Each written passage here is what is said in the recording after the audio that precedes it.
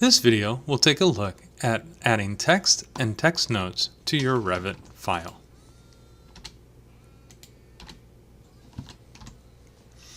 I've created a wall here with a little floor, portion of a floor with a pattern, so we can start adding text and text notes to this drawing. To start, you'll need to go to your Annotate tab and your text panel, and there you'll find your text tool. Or you can just type in TX for a hotkey for the text tool. Once you apply the text tool, you'll see several things. You have the Modify Place Text tab, which brings up these different options. In addition, you can see the properties of the text style that you're about to use. You can change that style by the drop-down menu. Usually the style is categorized by the height of the text and the font of the text. Here you can see we've picked 1/4 inch Arial. That means no matter what scale we're plotting our drawing at, the text from this style will always be 1/4 inch high. Similarly, the 3/32 Arial will be 3/32 high. If we add a text note, all we have to do is left click again, and one more time, and we can say brick wall.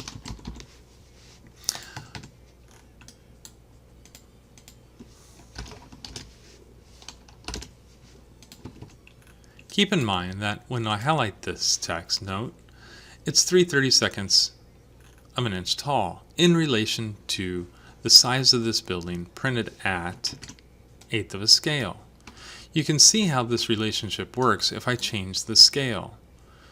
If I go from 1/8 inch to say 1:30, the wall still stayed 100 feet apart, but the text appears much bigger compared to the wall. Likewise, if I change it back to 1/8, the text got small, even though the walls are still 100 feet apart. That's because of the scale of the wall in relation to the text always being a certain height, no matter what scale you're printing at. Let's go back to adding text notes. If you type in TX again for your hotkey, up here you can see the different options. You have the leader option, which is, this one is no leader. This is a straight line leader. This is a straight 2-line leader, and this is an arc leader. You use the no leader if you just want notes. You can drag a text box and start adding notes.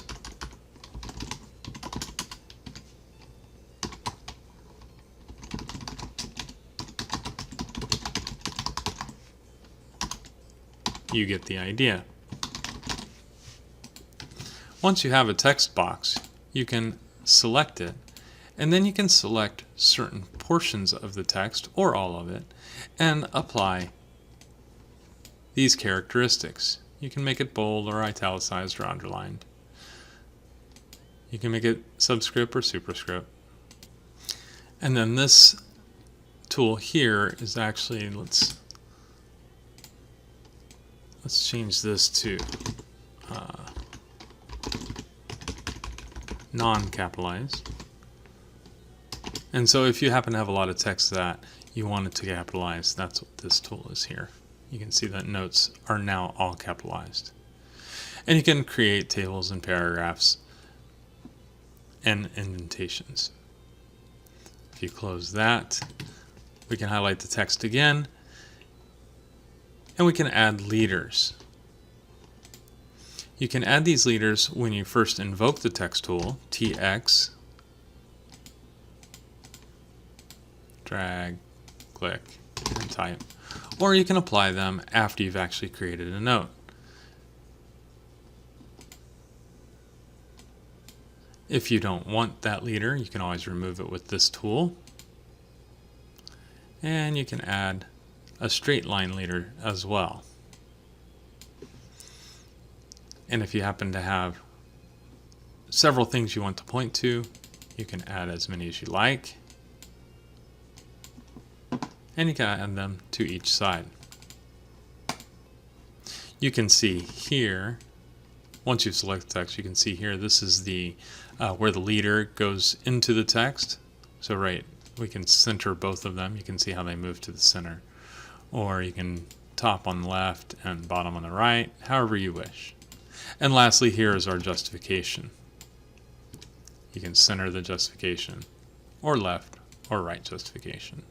If I want to remove all the leaders, once a leader is on just one side of the text, it's not always there. You can drag the leader with these grips, and if you drag the middle one, you can get it to the right hand side. We can remove that leader. I'm going to create another text note, and this time I'm going to use the single line segment leader. This was a 2-line segment, and this is the arc. This is a single line segment. So I can left click, drag for my arrow. When I left click again, it prompts me for the text. Now note if I highlight this leader, I do have a break in that line that I can use. This is really a tool for initially setting the text on your page. When you just want or need one left click followed by one more and then the text, as opposed to the 2-line segment. If I point to this wall, I can drag and then I click again. I have to drag a little bit longer and click a third time to create my text note.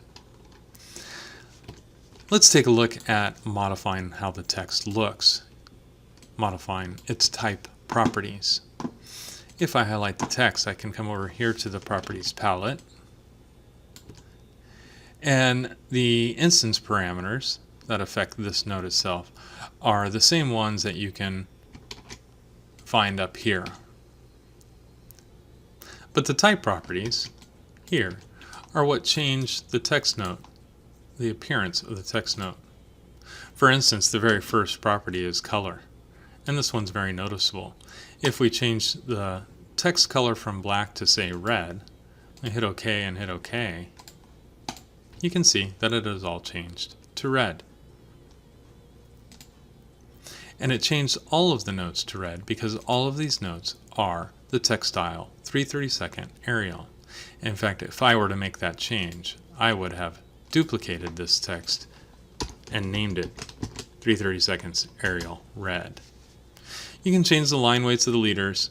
The background is opaque by default. What that means is if you have a text note that is over a pattern, you can see that it puts a white space behind it. Sometimes you don't want that white space, and so you can go to the type properties and make that transparent.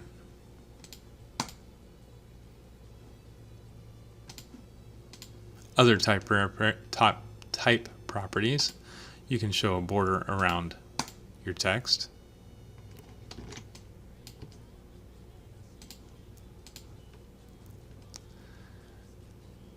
The offset of your leader or your border, you can change the dimension of that. And you can change the leader arrowhead from any of these types of arrows or a box filled. You can pick from any of these. I often use the heavy end leader type. And then finally, you can change the text font size. And if you want to have a text style that's bold instead of always modifying it to be bold like we saw earlier, you can do that here as well.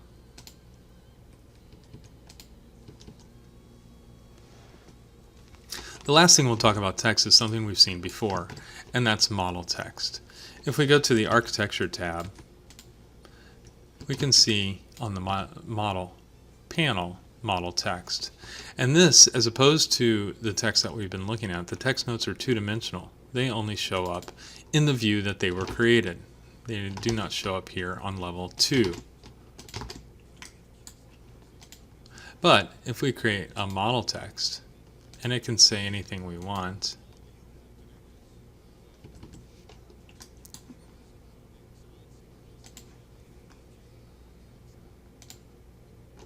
there we go. You can see that it shows up not only on floor plan 1, but as well as in level 2 or even 3D views. It is actually a model text. If you highlight that, you can change its properties as well, both instance and type.